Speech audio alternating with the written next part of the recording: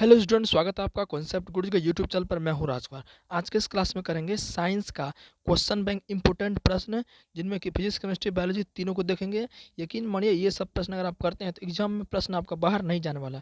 अभी जो समय है इनमें सिर्फ आपको इंपोर्टेंट क्वेश्चन कर लेना है। क्वेश्चन बैंक में करा रहा हूँ, इनको आप ध्यान से जरूर सुनना है और जितना आपका सही हो कमेंट में जरूर लिख देना। और चैनल पर नए हो तो भाई सब्सक्राइब जरूर कर देना, ठीक है ना। इतना मेहनत आप लोग के लिए करें, ठीक है ना। तो आइए हम स्टार्ट करते हैं। पहला क्वेश्चन देख सकते हैं, कह रहा है कि हीलियम कैसा तत्व है। तो आपको पता है हीलियम क्या होता है, किसी से अभिक्रिया नहीं करता है, यानी कि ये बिल्कुल अस्थायी है, मतलब अक्रिय है। क्या है ये? अक्रिय है, ठीक है ना। अब बात करते हैं जल में हाइड्रोजन तथा ऑक्सीजन की परमाणु संख्या का अनुपात। देखिए गलती नहीं कीजिएगा, परमाणु संख्या तो H पहले सूत्र इसका लिख लीजिए। जल का सूत्र क्या होता है?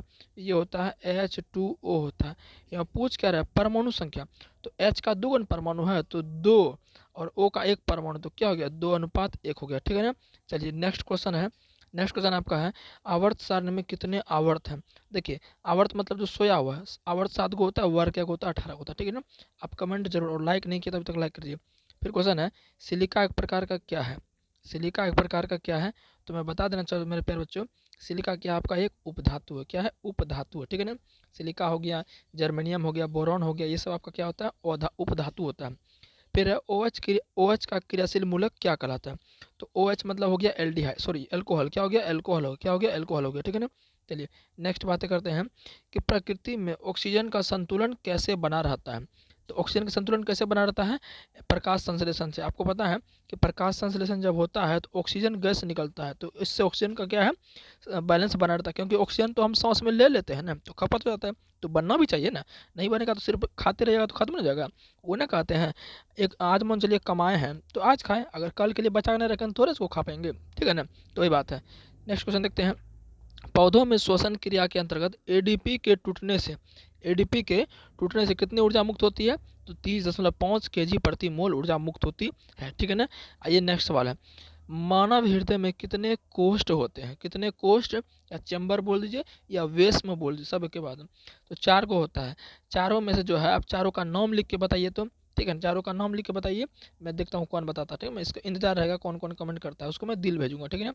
चलिए नेक्स्ट क्वेश्चन है कि मानव हृदय का क्या कह रहा है, मानव हृदय का प्रकुंचन दाब। देखिए प्रकुंचन बोले या कभी कभी संकुचन बोलेगा। क्या बोलेगा? कभी कभी संकुचन बोलेगा। तो प्रकुंचन और संकुचन एक के बात हुआ, जिसको हम बोलते हैं सिस्टोल। तो ये होता है 120, और अथी बोलेगा तो शिथिलन होगा 80। शिथिलन कितना होगा? 80 होगा, ठीक है ना। शिथिलन या अनुशिथिलन एक के बात हुआ। नेक्स्ट क्वेश्चन देख सकते हैं। नेक्स्ट क्वेश्चन आपका है, नेक्स्ट क्वेश्चन पौधों में क्या कर रहा है, पौधों में वाष्पोत्सर्जन किस भाग में होता है। तो पौधों में वाष्पोत्सर्जन किस भाग में होता है? ये आपका पत्ता में होता है। किसके द्वारा? पत्ता में जो रंध्र होता है उसी में होता है, ठीक है ना। वाष्पोत्सर्जन क्या होता है कि एक्स्ट्रा जो पानी होता है पौधों के पास वो उड़ा देता है पानी को, उसी प्रक्रिया को वाष्पोत्सर्जन कहते हैं, ठीक है ना।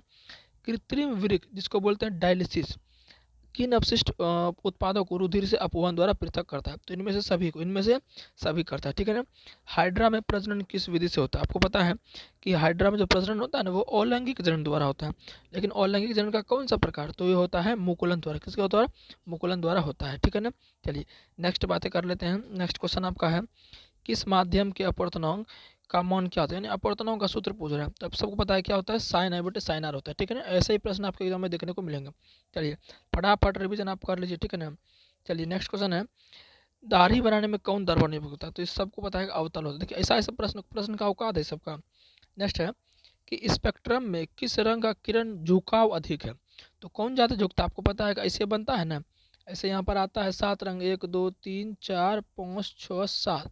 तो सबसे झुकाव ज़्यादा किसका होता है? बैगनी। सबसे नीचे कौन होता है? बैगनी होता है। तो क्या आंसर हो जाएगा? बैगनी हो जाएगा, ठीक है ना।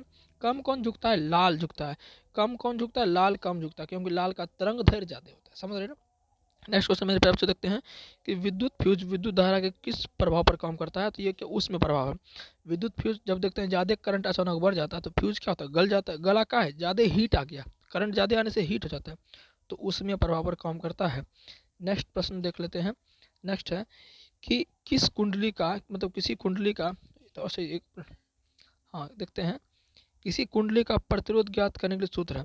तो प्रतिरोध सबको पता है क्या होता है, प्रतिरोध सूत्र होता है R बराबर V बटे आई होता है। क्या होता है? R बराबर V बटे आई होता है। नेक्स्ट क्वेश्चन है, डायनेमो से किस प्रकार की धारा प्राप्त होती है? तो डायनेमो से आपको पता है कि दोनों धाराएं प्राप्त होती है, ठीक है ना, क्योंकि डायनेमो दो प्रकार का होता है, दिष्ट धारा डायनेमो और एसी धारा प्रत्यावर्ती धारा डायनेमो, ठीक है ना। चलिए नेक्स्ट क्वेश्चन है, डेंगू उत्पन्न करने वाला मच्छर किस तरह के जल में रहता है? तो ये गंदा जल में रहता है। कौन जल में? गंदा जल में। चलिए नेक्स्ट क्वेश्चन देख लेते हैं। नेक्स्ट क्वेश्चन है, लास्ट क्वेश्चन है कि निम्नलिखित में कौन बायोगैस, निम्नलिखित में कौन जो है बायोगैस ईंधन का स्रोत नहीं है? देखिए बायोगैस का मतलब क्या है, जो कि लकड़ी से बनता है, गोबर गैस से बनता है, कोयला सबसे बनता है, यानी कि जो बायो माना जीव होता है, जो जीव है, नाभिक की ऊर्जा में जो है कोई जीव नहीं है, नाभिक ऊर्जा, तो इसका आंसर क्या होगा? नाभिक की ऊर्जा हो जाएगा, ठीक है ना। तो अब देख लेते हैं 2012 में जो पूछा गया उसको देख लेते हैं, ठीक है ना, फटाफट हम सबको कर लेंगे। आप चैनल को सब्सक्राइब नहीं किया तो जल्दी सब्सक्राइब कर दीजिए। पायरुवेट के विखंडन से कार्बन डाइऑक्साइड जल तथा ऊर्जा देता है और यह क्रिया कहाँ होती है? मेरे प्यारे बच्चों में बता दो, ग्लूकोज जो होता है ना, ग्लूकोज, ग्लूकोज सबसे पहले टूटता है किसमें? ग्लूकोज सबसे पहले टूटता है पायरुवेट में। किसमें टूटता है? पायरुवेट में टूटता है। फिर पायरुवेट जो आपका है, पायरुवेट से हमको क्या मिलता है? हमको मिलता है जल मिल जाएगा, ऊर्जा मिल जाएगा और कार्बन डाइऑक्साइड मिल जाएगा। तो ये कहाँ पर क्रिया होती है? देखिए ग्लूकोज से पायरुवेट में टूटेगा, ये तो कोशिका द्रव में होता है, लेकिन पायरुवेट से जो फिर आपका कार्बन डाइऑक्साइड जल ऊर्जा मिलता है, ये आपका माइटोकॉन्ड्रिया में होता है। तो आंसर क्या है? माइटोकॉन्ड्रिया, ठीक है ना। चलिए नेक्स्ट क्वेश्चन फिर देखते हैं। नेक्स्ट क्वेश्चन आपका है कि निम्न में कौन सा पदार्थ लेंस बनाने के लिए प्रयुक्त तो नहीं किया जाता है? आपको पता है कि मिट्टी से कहियो लेंस नहीं बन सकता, बाकी प्लास्टिकों से बन सकता है, बहुत पतला प्लास्टिक पारदर्शी टाइप का, कौन से तो बन ही सकता है, जलों से भी बन सकता है, ठीक है ना। चलिए नेक्स्ट क्वेश्चन है, किस बिंब का वास्तविक प्रतिबिंब, बिंब बने वस्तु, किसी बिंब का वास्तविक प्रतिबिंब समान आकार का प्राप्त करने हेतु बिंब को उत्तल लेंस के सामने कहाँ रखें? ठीक है, समान आकार का अगर आपको बनाना है तो कहाँ रखना पड़ेगा? वक्रता के अंत पर। कहाँ रखना पड़ेगा? वक्रता के अंत पर रखना पड़ेगा, तभी समान बनेगा, ठीक है ना। चलिए समान दृष्टि के लिए, वयस्क के लिए सुस्पष्ट दर्शन की अल्पतम, अल्पतम या न्यूनतम के बाद कितना होना चाहिए?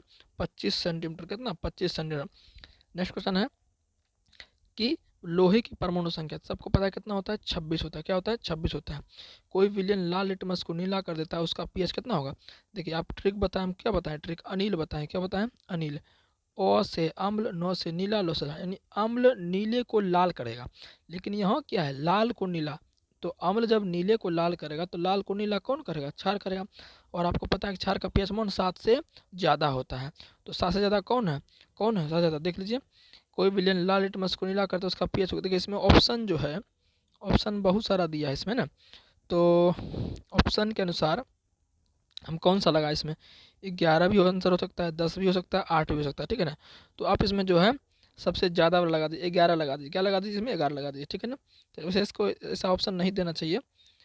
चलिए नेक्स्ट क्वेश्चन देख लेते हैं। आधुनिक आवर्त सारणी में वर्गों की संख्या, देखिए वर्ग बोले है ना, समूह बोले, सब एक के बात है। कितना होता है? 8, 18। कितना होता है? 18। आवर्त 7 को। नेक्स्ट प्रश्न देख लेते हैं। नेक्स्ट है CHO, अभी तुरंत देखिए ये प्रश्न रिपीटेड है ना, तो बहुत ज़्यादा रिपीट प्रश्न होता है, 11 में भी आया था, 12 में भी आया। CHO अभिक्रिया, अभिक्रिया मूल्य को क्या कहते हैं? तो अभी तुरंत बताते हैं एल्डिहाइड कहते हैं। क्या कहते हैं? एल्डिहाइड। OH को अल्कोहल, है ना। और आपको पता है कि C डबल, ये सब हमने पढ़ा हुआ है। C डबल H को क्या कहते हैं? कार्बोक्सिलिक अम्ल कहते हैं, ठीक है ना। चलिए नेक्स्ट प्रश्न देखते हैं। नेक्स्ट प्रश्न आपका है कि निम्नलिखित में कौन सा पद विद्युत परिपथ में विद्युत शक्ति को निरूपित नहीं करता है? देखिए हमने आपको सूत्र बताया था 4 गो, P बराबर V² बटे R होता है, P बराबर VI बटे होता है, P बराबर आपका जो IR² भी होता है, लेकिन P बराबर I²R नहीं होता है, ठीक है ना। तो ऑप्शन ए आंसर हो जाएगा, ठीक है ना। चलिए नेक्स्ट प्रश्न देखिए क्या है कि विद्युत धारा, विद्युत धारा उत्पन्न करने की युक्ति कहते हैं। तो जो विद्युत धारा उत्पन्न कर दे, यानी जनरेटर, जब लाइन नहीं रहता तो जनरेटर का यूज करते हैं, तो जनित्र हो जाएगा। लघु पतन के साथ परिपथ में विद्युत धारा का मान क्या होता है? देखिए लघु पतन का मतलब होता है शॉर्ट सर्किट ना, सुनते हैं शॉर्ट सर्किट से दुकान में आग लग गई, शॉर्ट सर्किट से मॉल में आग लग गई, ऐसा होता है ना, तो उसमें करंट ज़्यादा बढ़ जाता है, तो बोल देंगे बहुत अधिक बढ़ जाता है, ठीक है ना। नेक्स्ट प्रश्न देख लेते हैं। नेक्स्ट प्रश्न आपका है कि निम्नलिखित में कौन जय मात्रा ऊर्जा का स्रोत उदाहरण है? देखिए ये क्वेश्चन 11 में भी आया था और 12 में भी आया था। आपको पता है कि क्या होगा? नाभिक की ऊर्जा नहीं है, बाकी लकड़ियों, आपका लकड़ी मतलब जो सजीव से आया है ना, लकड़ी भी सजीव से, पेड़ पौधा आता है, गोबर गैस गाय से, गाय सजीव है, कोयला ये भी क्या आपका पेड़ पौधे से आता है, तो ये भी सजीव है, लेकिन नाभिक ऊर्जा कोई सजीव नहीं है, ठीक है ना। तो आंसर हो जाएगा नाभिक ऊर्जा। कोई तत्व ऑक्सीजन के साथ अभिक्रिया कर उच्च गलनांक वाला यौगिक निर्मित करता है, यह यौगिक जल में विलय है, यह तत्व हो सकता है। देखिए आपको पता है कि कैल्शियम यानी कि CaO क्या है? ये चूनक सूत्र है, और चूनक क्या होता है? जल में विलय होता है, यानी कि Ca, और ऑक्सीजन के साथ क्रिया करके, यानी कि Ca जो अगर ऑक्सीजन की क्रिया करेगा तो क्या बनेगा? CaO बनेगा, यानी कि जो जल में विलय है, चूना जल में घुल जाता है ना, तो आंसर C हो जाएगा। एथेन का सूत्र C2H6 है, इसमें है। देखिए एथेन का सूत्र क्या होता है, C2H6, यानी इसमें कहा है कितने सहसंयोजक बंध है। तो हम इसको थोड़ा सा करते हैं अच्छे तरीके से, इसको बनाना पड़ेगा, ठीक है ना। इसको बना के आपको हम दिखाते हैं। देखिए इथेन बनाइए, तो क्या गो सी है, 2 गो सी है, तो 1 सी और 2 सी, 2 सी हो गया। अब क्या गो एच है, 6 गो, तो कर दीजिए 1 2 3 4 5 6, हो गया। इसको अच्छे से कर देते हैं तो आपको समझ में अच्छा से नहीं आएगा। 1 सी और 2 सी, एक एक एक, जहाँ जहाँ खाली है वहाँ वहाँ बॉन्ड दे दीजिए, ठीक है ना। तो क्या को बॉन्ड बना, बॉन्ड गिन लीजिए, बॉन्ड गिन लीजिए, क्या बॉन्ड हुआ, देखिए 1 2 3 4 5 6 7, 7 बॉन्ड बना, मतलब 7 सहसंयोजक बंध। सर सहसंयोजक क्यों, क्योंकि साझेदारी से बनता है, ठीक है ना, इसलिए साझेदारी से जो बंध बनता है उसे सहसंयोजक बंध कहते हैं। चलिए नेक्स्ट बात करते हैं हम। कह रहे हैं कि ओजोन के अणु में, ओजोन के अणु में, ओजोन के अणु में कित ऑक्सीजन के परमाणु संख्या, तो ओजोन का सूत्र क्या होता है, O3 होता है। तो क्या O3 गुण है, तो 3 हो जाएगा। मनुष्य के वृक्क एक तंत्र का भाग है जो संबंधित है। वृक्क माने किडनी, किडनी कौन सी काम करता है, उत्सर्जी पदार्थ को बाहर करता है, तो उत्सर्जन तंत्र का पार्ट है। तो आंसर क्या हो जाएगा, सी नंबर। 2 तंत्रिका कोशिका के मध्य खाली स्थान क्या कहते हैं, सबको पता है सिनेप्स कहते हैं, ठीक है ना। पराग कोश में क्या होते हैं, पराग कण होते हैं।